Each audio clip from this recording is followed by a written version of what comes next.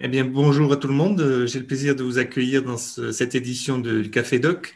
Le Café Doc, c'est une manifestation qui est organisée par le Centre de ressources de l'École d'architecture de Toulouse, qui a pour but de présenter des publications faites par l'école ou par les enseignants de l'école.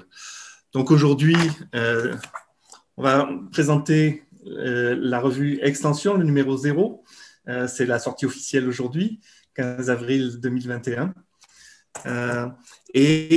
Pour cette édition, pour respecter toutes les règles sanitaires, on organise ce Café Doc de façon hybride, avec d'une part des gens qui sont présents à l'école d'architecture, dans l'amphi dit amphi rouge aujourd'hui, qui est celui qui est représenté aussi sur la page de couverture de la revue en construction.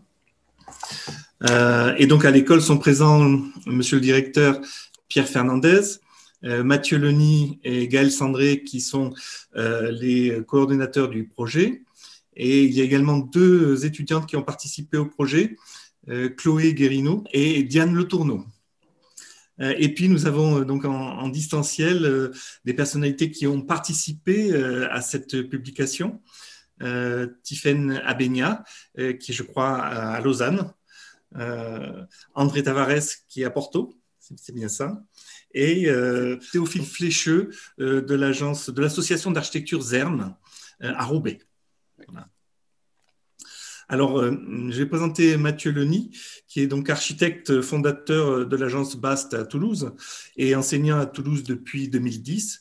Et Mathieu coordonne un atelier de conception sur la thématique des lieux de pédagogie et est aussi l'initiateur du module d'ouverture qui a apporté la création d'un projet architectural de l'école depuis 2018 et donc vu la sortie de cette revue. Et je présente également Gaël Sandré, qui est designer graphique au sein de l'agence Rovo à Toulouse et intervenante à l'université Jean Jaurès au sein de la licence Art, Parcours Design, Perspective et Société, et qui a mené donc la conception éditoriale et graphique de la revue Extension. Alors, cette publication qui est une revue, elle passe en revue l'école d'architecture, elle en fait l'examen de l'école et je vais passer la parole à monsieur le directeur Pierre Fernandez pour nous présenter cette réalisation.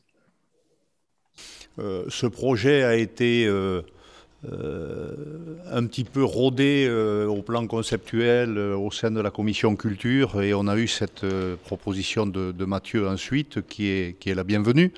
Alors une revue à l'école est la bienvenue et je trouve que son nom de baptême est de circonstance puisque c'est pas seulement l'extension de ce qui se passe à l'école, mais aussi, comme vous le savez, on est dans un projet de réhabilitation-extension, ce qui tombe parfaitement bien. Alors, projet de réhabilitation-extension qui a été précédé, vous le verrez dans la revue parce que c'est largement commenté, par un projet initial qui est emblématique de l'architecture du XXe siècle, et qui, Candilis, Josic, Woods, comme vous le savez, mais ce projet a subi un certain nombre d'évolutions. J'ai le triste privilège de les avoir tout accompagnées, puisque je suis rentré à l'école en 1973 et que le premier projet d'extension dit projet Malebranche a été fait en 1974 et ensuite l'extension en lumineux de verre au début des années 90. Alors évidemment, ces évolutions, elles n'ont pas été caractérisé uniquement par des évolutions spatiales, mais aussi par des évolutions de fonctionnement, un fonctionnement lié aux évolutions des pratiques du métier d'architecte et par voie de conséquence des pratiques pédagogiques qui l'accompagnaient, mais aussi plus récemment accompagné par des évolutions des problématiques appréhendées, notamment sur la question des transitions énergétiques, écologiques, environnementales, numériques, économiques, sociales. J'en oublie peut-être, mais en tout cas, la question des transitions est au cœur de nos pédagogies, ce qui impacte forcément les pratiques et quand on impacte les pratiques de l'enseignement de l'architecture, on interpelle, on revisite les pratiques spatiales. C'est ce que se sont efforcés de faire les étudiants en nous racontant le regard qui est pour nous le plus important, qui est le regard des usagers principaux, les étudiants. Alors ils ont fait un petit retour dans l'histoire pour ça, ils ont aussi parlé de pratiques actuelles. En tout cas, quoi qu'il en soit, c'est une revue qui a pour moi deux vocations. Une première vocation qui raconte les pratiques au sein de l'école et leurs évolutions, mais qui raconte aussi tout simplement la vie de l'école. C'est la raison pour laquelle je souhaite une large extension à la revue Extension et de nombreux numéros qui suivent pour accompagner la vie de l'école. Et encore une fois, merci pour cette riche initiative et qui sera prolongée, je l'espère. En tout cas, je m'engage à ce que l'établissement l'accompagne et la soutienne le temps qu'elle vivra. Merci. Ben, merci beaucoup pour ce propos introductif, Pierre. En effet, c'est un projet dont on a commencé à parler, je pense qu'il y a 3 à 4 ans, notamment en commission, lié aussi à des expériences que j'ai eu l'opportunité d'avoir dans d'autres écoles d'architecture en France. Et on s'est dit que quand même, ce serait bien que l'école de Toulouse, en tant qu'institution pédagogique, puisse proposer à la fois aux étudiants et aussi aux partenaires et aux personnes qui s'intéressent à l'école de Toulouse d'avoir un document qui relève ni de l'annuel d'étudiants, ni non plus de la revue à caractère de publication scientifique, qui soit un entre-deux, qui soit diffusable au grand public, qui soit aussi un souvenir pour les étudiants et les enseignants chaque année. Donc en l'occurrence, c'est comme ça qu'avec Gaël, on a construit sous chapeautage de la commission culture aussi ce projet éditorial.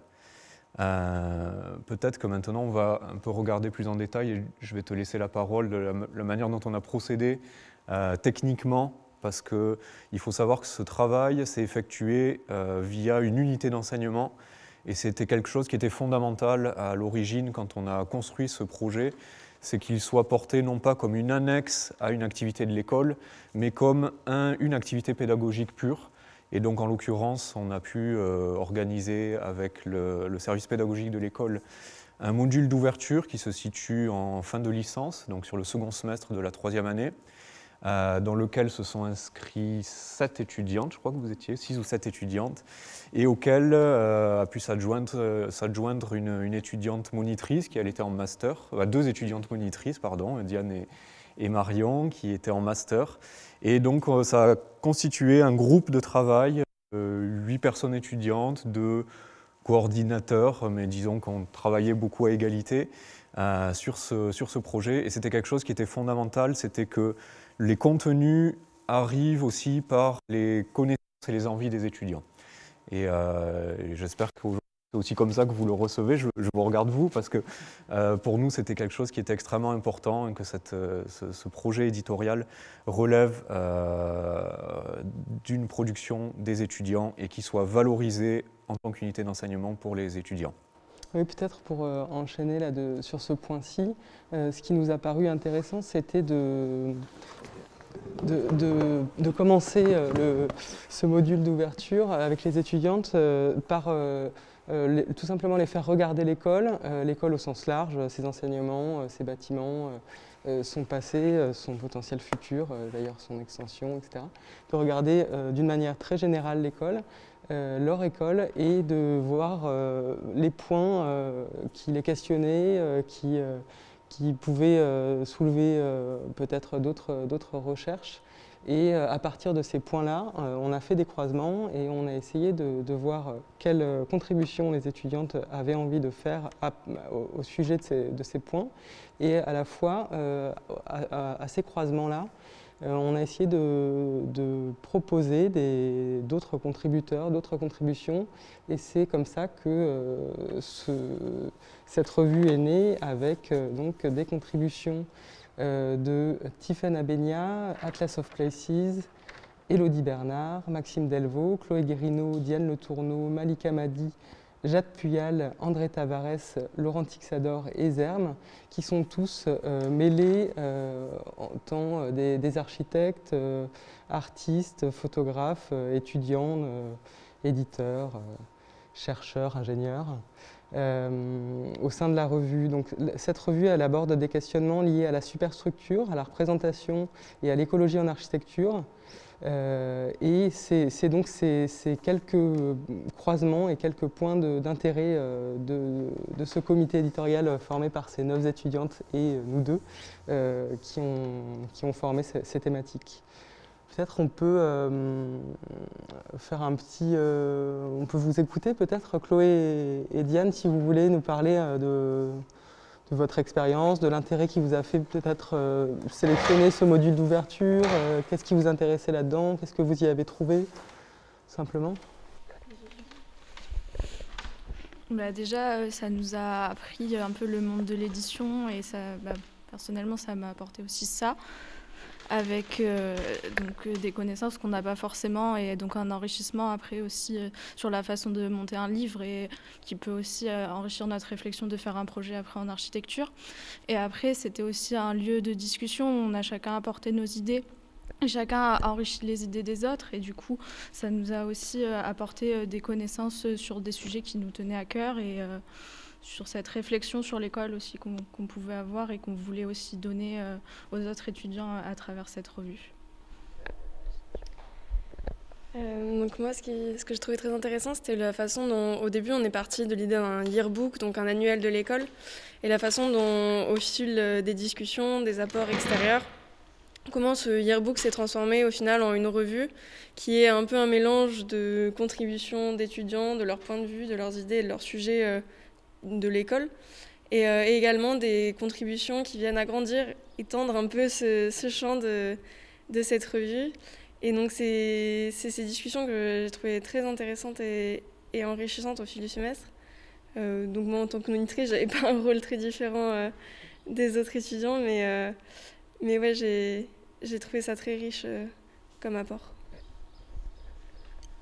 Et c'est vrai que le sous-titre de la revue, qui est sous forme d'un haïku un peu, parle de cette extension aussi au sens extension pédagogique, extension du savoir. Donc c'est d'étendre l'approche pédagogique, étendre les connaissances, allonger les thématiques, accroître le regard critique, augmenter la curiosité et bien sûr agrandir l'école. C'était un peu les enjeux qu'on a essayé de mettre dans ce projet éditorial et particulièrement dans ce numéro 0, donc numéro pilote, une revue qu'on espère refaire, on espère en faire d'autres.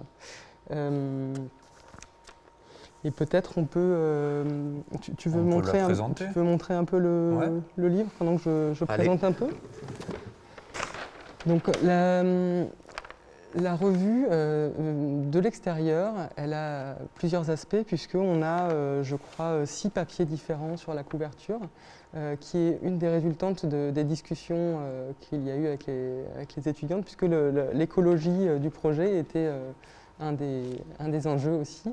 Et une des solutions qu'on a trouvées à la fois écologique et économique, mais ça nous semblait une façon intéressante de penser l'écologie d'un projet, c'est de discuter avec l'imprimeur avec qui on était en discussion. Donc, j'en profite pour remercier Benoît Grandchamp de l'imprimerie Reprint à Toulouse, pour voir s'il y avait dans ces stocks des stocks de papier mort et donc des quelques feuilles de papier par-ci par-là. Donc des fois il y avait 5 feuilles, 10 feuilles, je ne sais pas exactement, mais des choses qu'ils ne pouvaient pas vraiment réutiliser.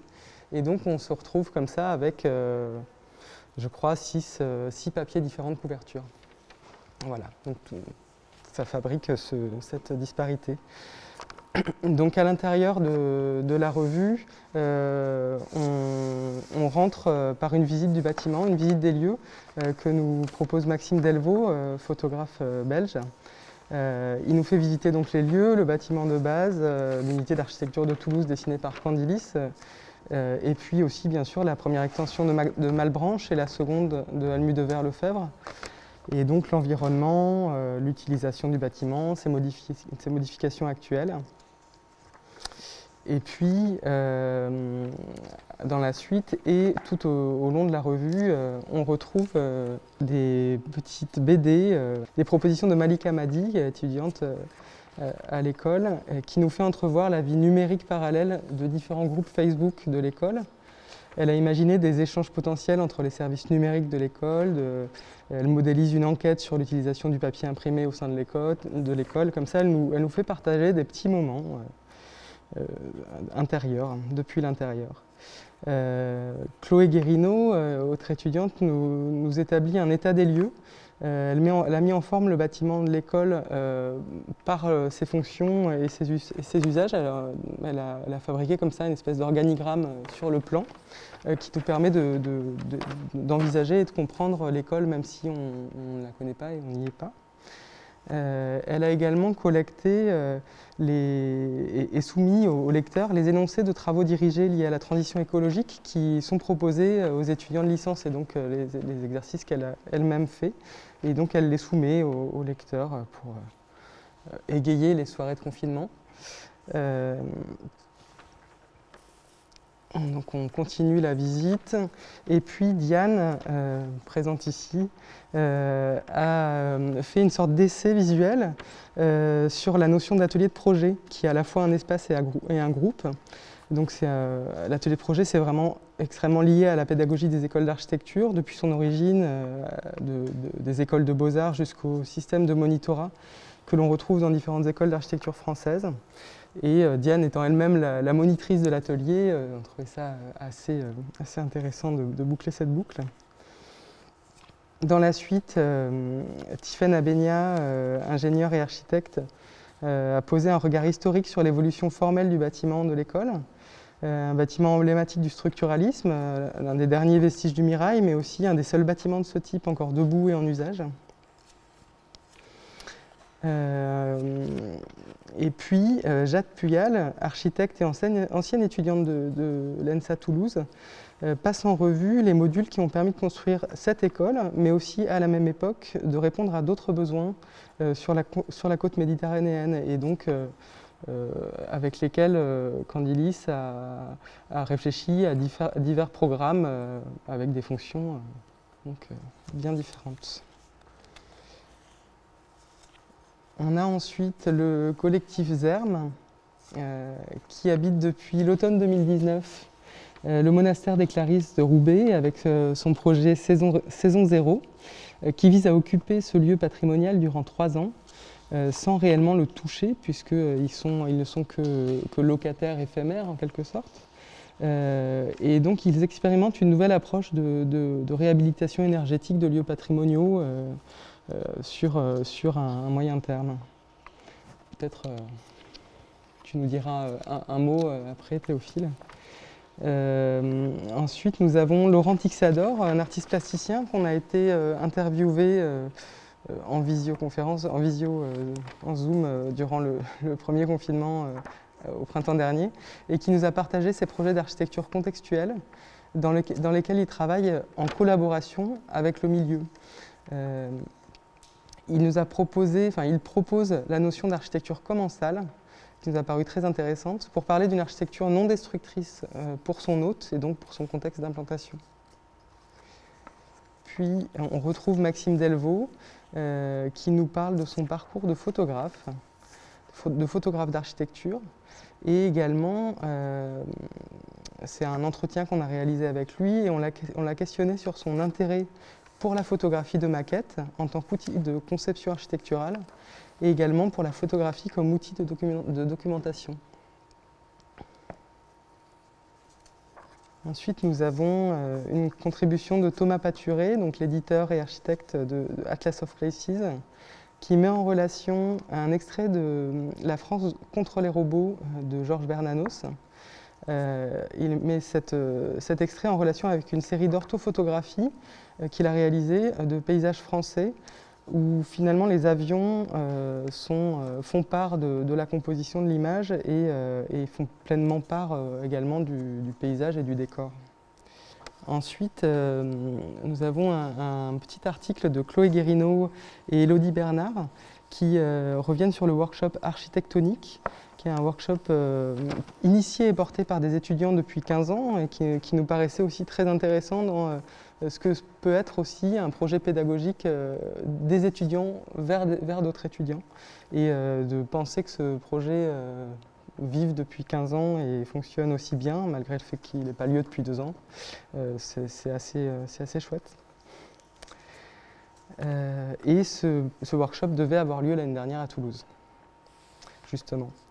Et pour finir cette revue, nous avons une contribution d'André Tavares, donc architecte et éditeur, qui est parmi nous également, qui s'est intéressé au rapport qu'entretient l'architecture avec son image et sa mise en livre, principalement dans The Anatomy of Architectural Book, édité par Lars Muller Publisher, Daphne Editor et le Centre canadien d'architecture en 2016. Et il nous a paru intéressant d'en faire traduire le premier chapitre.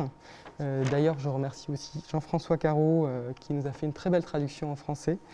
Et donc dans ce premier chapitre, André Tavares expose comment l'architecture et l'édition se sont croisées et influencées autour du développement des techniques d'impression en couleur et de l'aménagement et la représentation du Crystal Palace de Londres. Voilà pour la revue dans son survol, dans son sommaire. On espère que ça va vous donner envie de la feuilleter, de la lire. Et j'aimerais donner la parole à Tiffaine, Théophile et André, peut-être pour savoir, vous, qu'est-ce qui vous paraît intéressant dans ce genre d'objet. Est-ce que, voilà, aussi vous remercier pour votre contribution, pour vos contributions. Vraiment, on est très heureux de vous avoir dans cet objet. Merci à vous de nous avoir réunis pour ce lancement. Je suis ravie de vous retrouver. J'étais vraiment très heureuse de découvrir, merci Sylvie pour l'envoi, de découvrir la réalisation et de la parcourir après avoir une contribution, mais d'avoir en fait l'ensemble des contributions mises ensemble dans cette revue. Très belle publication. Alors, j'ai l'impression, en tout cas, que l'idée d'un projet éditorial porté notamment par des enseignants, des étudiants dans une école d'architecture, c'est toujours une initiative extrêmement pertinente.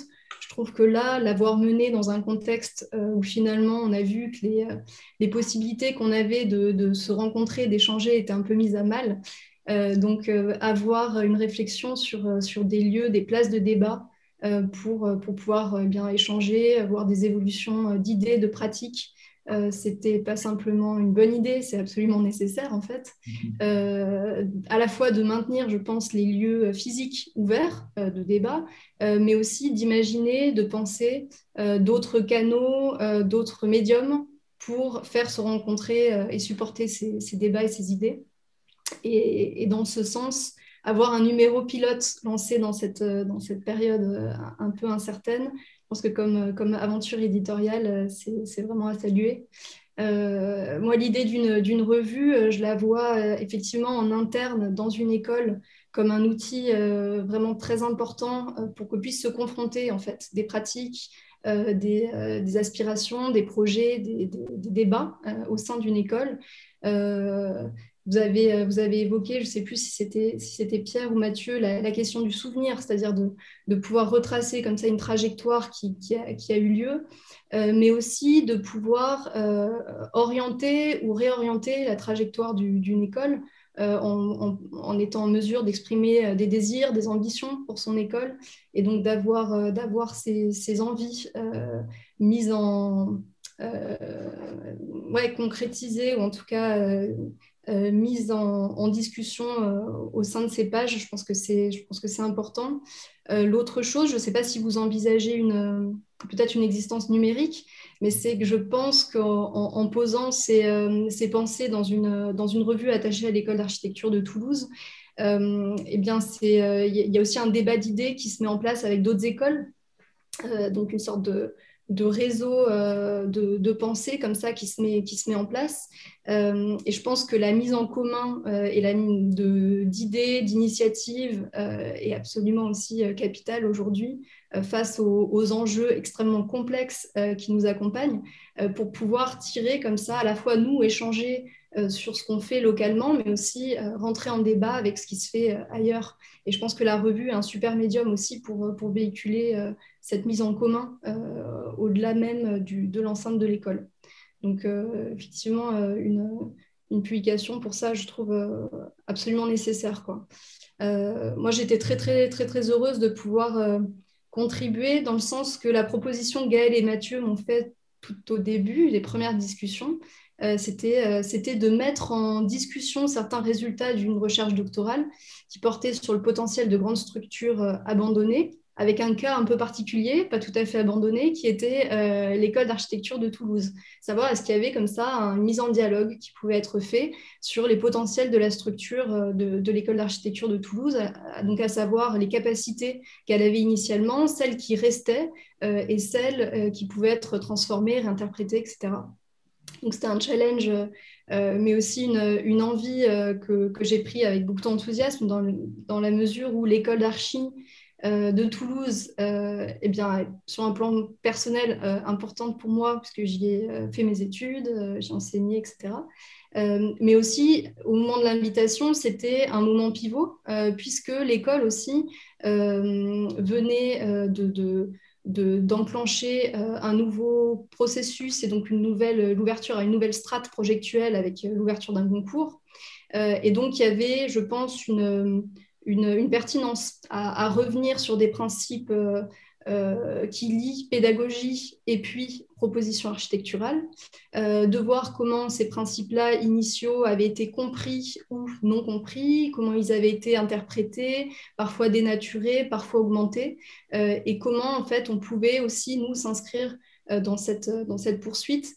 Et en ça, je pense que le titre aussi extension me plaisait beaucoup, puisque c'est aussi l'idée d'accroître et d'augmenter quelque chose qui existe, qu'on a là. Je pense, Gaëlle, quand tu disais aussi que les étudiants ont commencé leur travail par précisément observer leur environnement, pas simplement construit, mais aussi pédagogique dans lequel ils étaient insérés, je pense que c'est une attitude absolument capitale, quoi.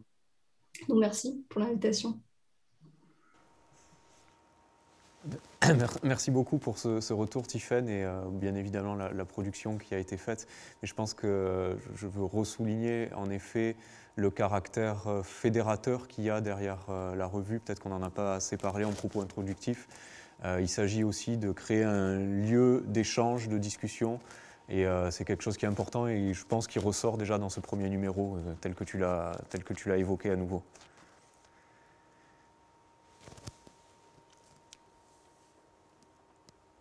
Est-ce que peut-être on peut donner la parole à Théophile ou André?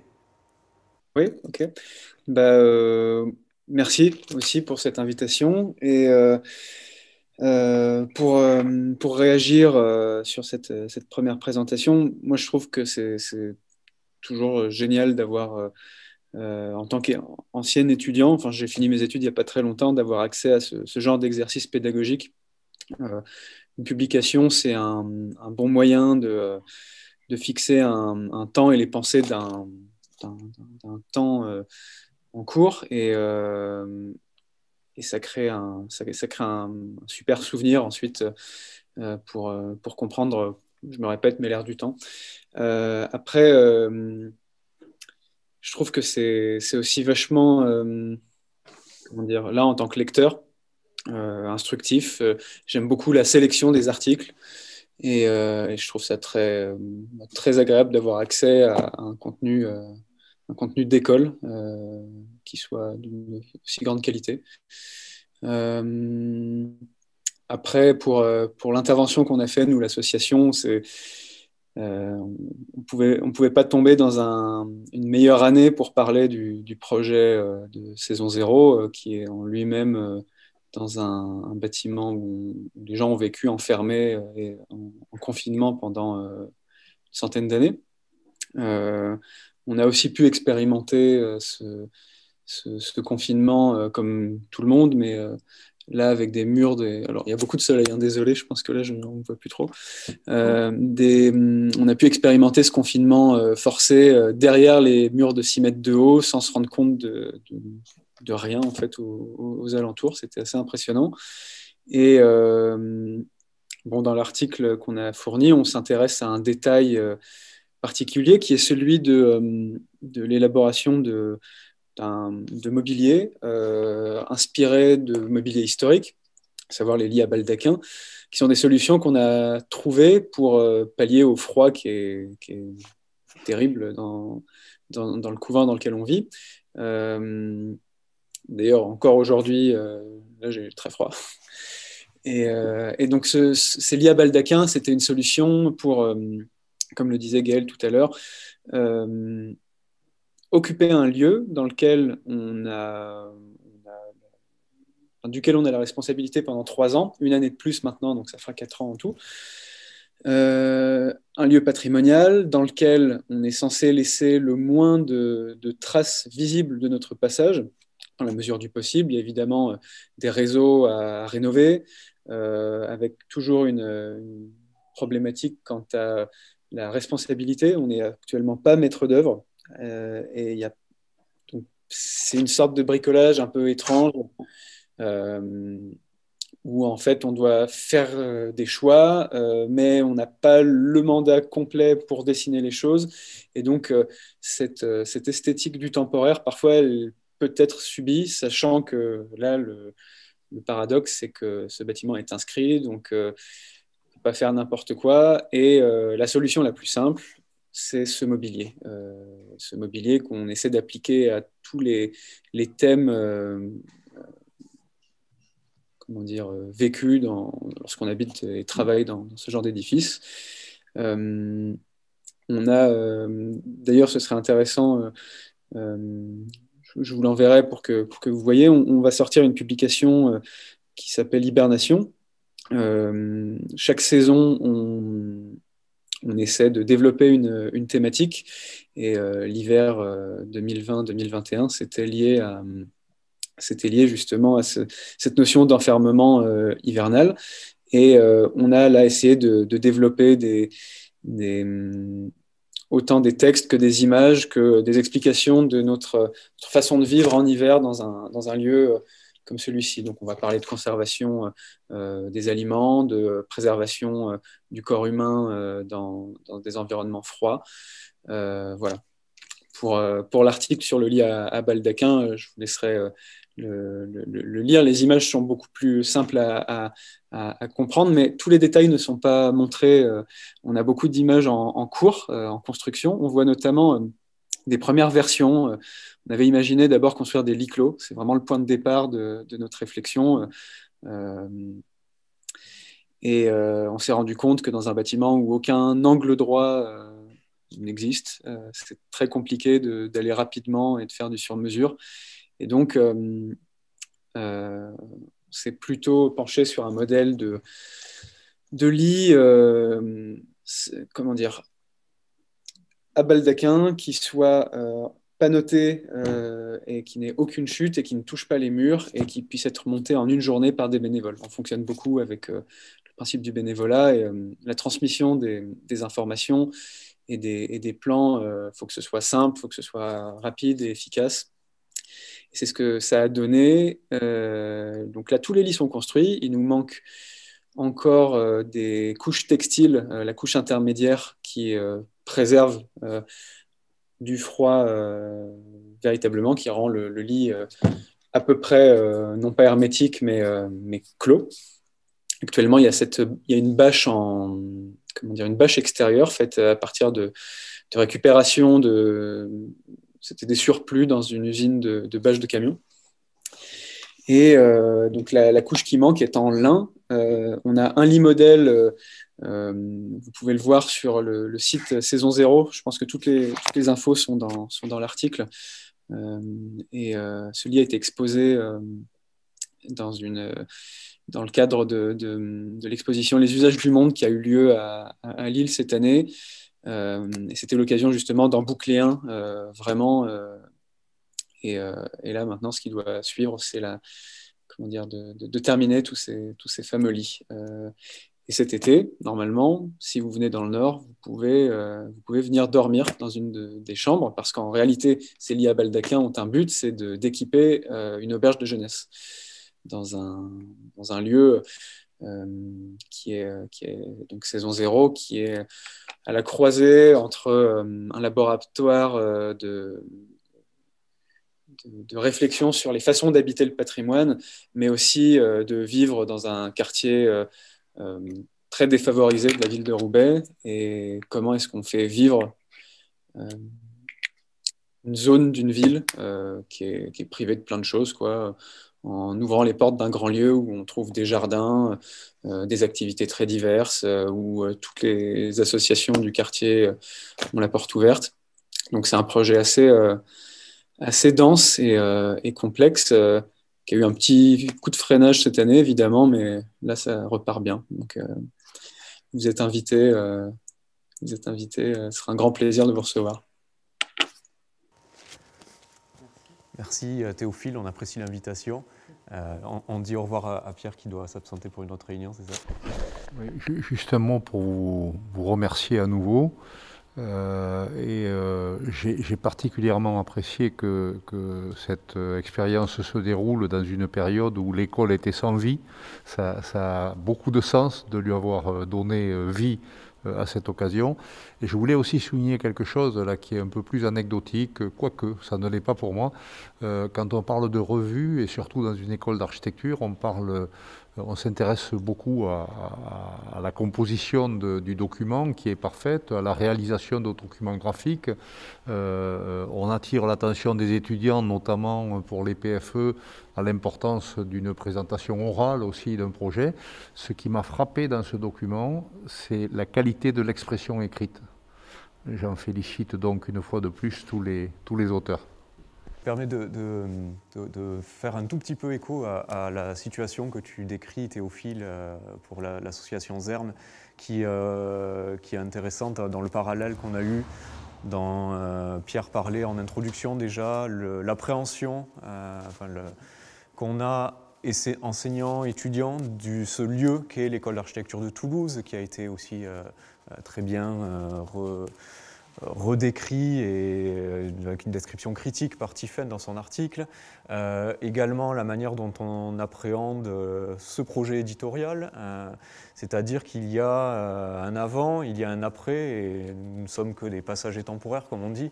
Et je trouve, et je tenais à le ressouligner, c'est ce pourquoi aussi, à un moment donné, on est allé chercher votre occupation saison 0 de ce couvent, c'est ce caractère qui est récurrent aujourd'hui dans les pratiques d'architecture, qui est de respecter finalement, de considérer ce qui était avant, de faire avec ça, et de respecter aussi ce qu'il y aura après, même si on ne sait pas ce que c'est. Et c'est quelque chose qui existe, je pense, beaucoup, et qu'on partage beaucoup maintenant avec les étudiants, et la revue en elle-même essaye de s'inscrire dans cet état d'esprit. Peut-être que maintenant, je me permets de donner la parole à André, si tu veux bien. Oui, bien sûr, merci. C'est un grand plaisir de joindre cette présentation et d'avoir reçu la revue imprimée, physique. C'est vraiment un plaisir. Et je voulais commenter, et ce que j'ai compris dans cette présentation, c'est ce caractère collectif que la publication en soi, elle a, comme une revue d'école. Bien sûr, ça m'a aussi fait comment est-ce qu'on dit, penser aux mémoires en tant qu'étudiant. On n'avait pas une revue de l'école, et en tant qu'étudiant, on a essayé de faire nous-mêmes nos revues et faire nous-mêmes nos publications. Elles avaient un caractère très, très différent, qui était, c'est pas exactement antipédagogique qu'on voulait dire, mais que je pourrais dire, mais utiliser la revue pour avoir accès à des contenus, à des idées, à des hypothèses qui n'étaient pas débattées, présentées, manipulées dans l'espace de l'école. Et cette recherche ou ce travail, il se faisait pas personnellement, pas en tant qu'étudiant, mais dans un caractère collectif. On échangeait entre nous, comme normalement dans les couloirs de l'école, mais le fait de le formaliser, de le donner en résultat, de porter vers une synthèse imprimée, dans ce cas, obligé à faire des accords, des décisions, des sélections, des actions en tant que producteur de l'objet qui rendait à la revue ce caractère de synthèse qu'on retrouve très bien et d'une façon très puissante, je dirais, chez la revue Extension qu'on présente aujourd'hui. Alors, c'était vraiment un plaisir de faire partie. Mais je disais ça parce qu'il y a toujours ce rapport très intense entre le faire et le penser, c'est-à-dire l'exercice de comprendre le monde et l'exercice de faire quelque chose qui devient une synthèse, une représentation, une forme de présenter cette vision du monde qu'on a. Et c'est justement dans ce cadre que l'article ou le chapitre qu'on a pu traduire avec le support de Jean-François Carreau, c'est justement là que l'article touche. C'est l'histoire du palais de cristal et comment Owen Jones, il a appris à imprimer, il a appris à éditer en livre, à rendre l'architecture du Alhambra à Grenade dans la forme d'un livre, et comment cet apprentissage de synthèse de l'architecture qu'il étudiait, l'Alhambra dans ce cas, comment cet apprentissage le remet en cause les valeurs mêmes de l'architecture et le pousse à penser le palais de cristal, plus précisément les couleurs du palais de cristal, mais pas seulement la couleur du palais de cristal. Comment est-ce que cet apprentissage de mise en livre devient un apprentissage de mise en œuvre de l'architecture? C'est-à-dire le fait de produire des éditions, soient-elles imprimées, digitales, quelles qu'elles en soient, mais ce travail de synthèse et de traduction et de réorganisation du savoir, il est fondamental pour la pensée architecturale. Et c'est justement dans ce point de organisation du savoir, ou désorganisation du savoir, parce qu'il s'agit aussi d'être capable de le désorganiser pour le réorganiser, qu'il est fondamental de faire des revues comme on fait des bâtiments, qu'il est fondamental qu'on comprend l'architecture comme une forme de savoir et qu'on puisse la manipuler dans des différents supports, dans des différents genres d'actions, dans des différentes pratiques sociales que pas seulement celles du projet et de la construction. Parce que toutes ces formes, elles rendent en feedback, je ne sais pas dire le mot en français, mais retribuent des idées et des formes de pensée qui finalement vont affecter la façon ou vont transformer la façon dont on travaille. Et je profite de ça pour terminer pour la dernière idée que je voulais bien partager, et c'était vraiment ce qui m'a plu beaucoup de faire. Je suis portugais, ma langue est le portugais, mais je travaille beaucoup en anglais. Et ça oblige à un échange de concepts, d'idées, de mots, de savoir, et à une traduction, on pourrait le dire, mais c'est pas une traduction, c'est à balance, à changer, à faire circuler les idées d'une langue à une autre langue Et ça a été une expérience très importante pour moi et je remercie beaucoup la possibilité de le faire, de transporter les idées déjà essayées, expérimentées en anglais, en portugais, aussi vers le français, et qui ajoute aussi des couches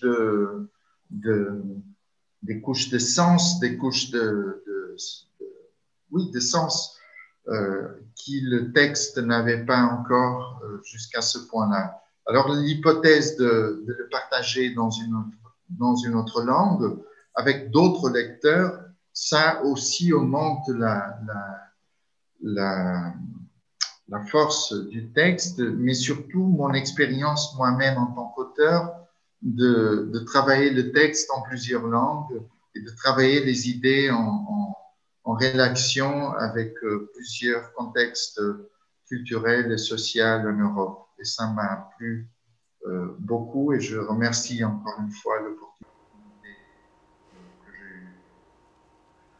Super. Merci beaucoup, André.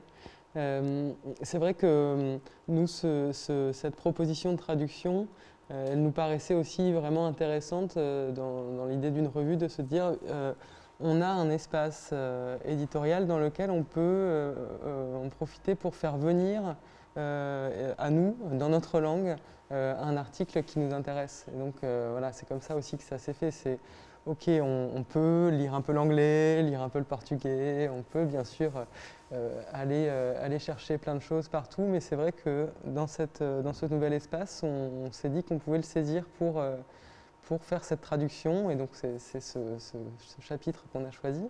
Et c'est vraiment, on est très heureux de pouvoir ouvrir aussi cet article, ce chapitre de ton livre vers la France, ou en tout cas vers tous les non anglophones et lusophones qui lisent très très bien. Voilà. Peut-être qu'on peut annoncer quelques chiffres pour on arrive vers la fin. Je ne sais pas précisément le timing où on en est, mais il faut savoir qu'on a pu donc imprimer un peu plus de 800 exemplaires, 850 officiellement, puisque l'imprimerie reprint. Officiellement 800, mais 850 pour de vrai. Officiellement 800, mais 850 pour de vrai, puisque l'imprimerie reprint a réussi à participer pleinement à l'aventure de ce travail-là. Dès la coordination éditoriale, en plus, ils ont été impliqués avec ce que racontait Gaël sur les choix des papiers, comment trouver des économies écologiques, du non-gaspillage aussi sur les utilisations de papier, qui était extrêmement intéressant, enrichissant et pertinent. Ces exemplaires, prioritairement, sont diffusés aux étudiants, aux enseignants de l'école.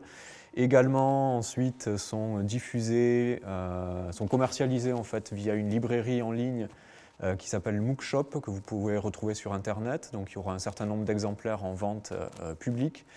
À savoir que les recettes de ces ventes serviront justement au tissu associatif de l'école d'architecture de Toulouse.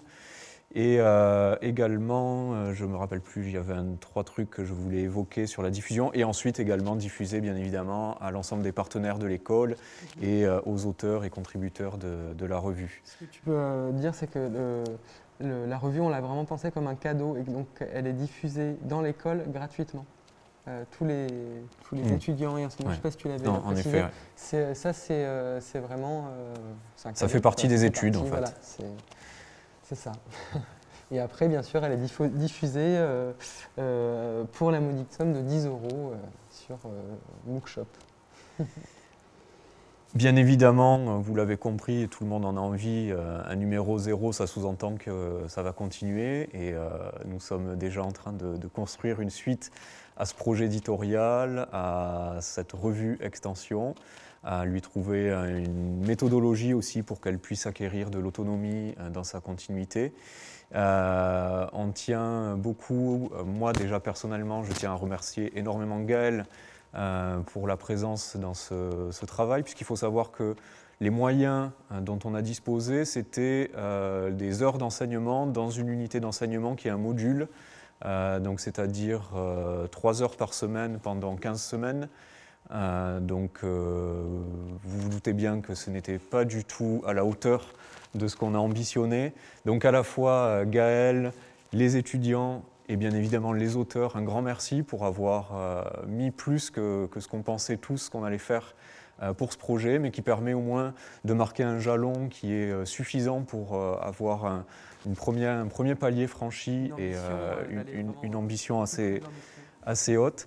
Un merci aussi à Sylvie Panissard qui est toujours derrière la caméra, mais qui a été le relais entre la commission culture, nous, l'imprimeur également, les auteurs, la diffusion. Et donc c'est un rôle qui est très important et qu'il faut ne pas oublier, bien évidemment.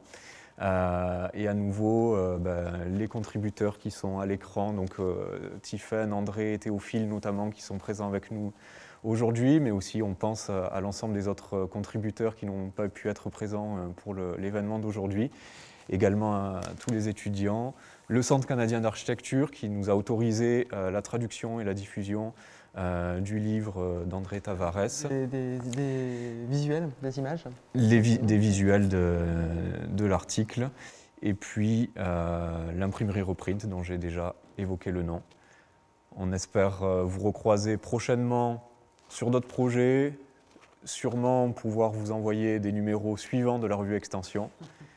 Et on vous souhaite une bonne continuation à toutes et tous. Merci à tous, merci Mathieu. Avec plaisir, si ça peut fédérer. Merci beaucoup. Merci, au revoir. Merci, oui, au revoir.